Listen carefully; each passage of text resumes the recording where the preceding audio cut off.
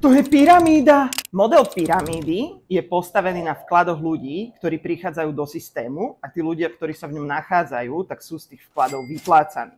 Tento model už je ale zakázaný. Napríklad toľko spomínané BMG Invest. Stále ale tento model funguje. Či tie tradingové firmy, kde stále všetci iba zarábajú. Ľudia zamestnaní vo firmách predávajú svoj čas a dostávajú za to výplatu. Vo firme sú bežní zamestnanci, manažeri, riaditelia. Ak sa tvojou prácou zvýši obrat firmy, o koľko ti zdvihnú príjem?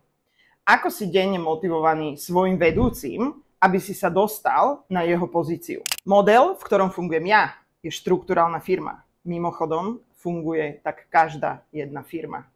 Aj u nás máme vedúcich, manažerov a riaditeľov.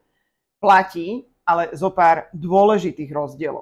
Aj človek úplne dolu sa môže dostať na pozíciu riaditeľa, záleží iba a len na tvojej šikovnosti. Nefunguje tu žiadne rodinkárčenie a pretláčanie ľudí na pozície. Žiadne také, že na moju pozíciu sa ty nikdy nedostaneš. U nás ti tvoj nadriadený odovzdá s radosťou a zadarmo celé svoje know-how. On už tú cestu prešiel a preto ti vie odovzdať svoje vlastné skúsenosti. Stará sa o teba, pokiaľ nezačneš zarábať a osobnostne si není pripravený sa osamostatniť.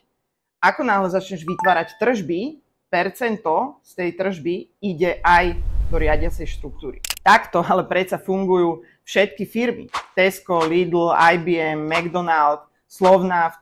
A mohla by som takto pokračovať do nekonečna. Nie sú zaplatené len tety za pokladňou, ale aj ich vedúci, riaditelia, manažeri. Prešla som si štátny sektor, súkromný sektor a viem to teda porovnať. Fungujem v štrukturálnej firme a jednoznačne viem, že neexistuje dokonalejší model. Stačí zahodiť predsudky a obmedzujúce presvedčenia. Ak máš akékoľvek otázky, pokojne sa pýtaj v komentároch.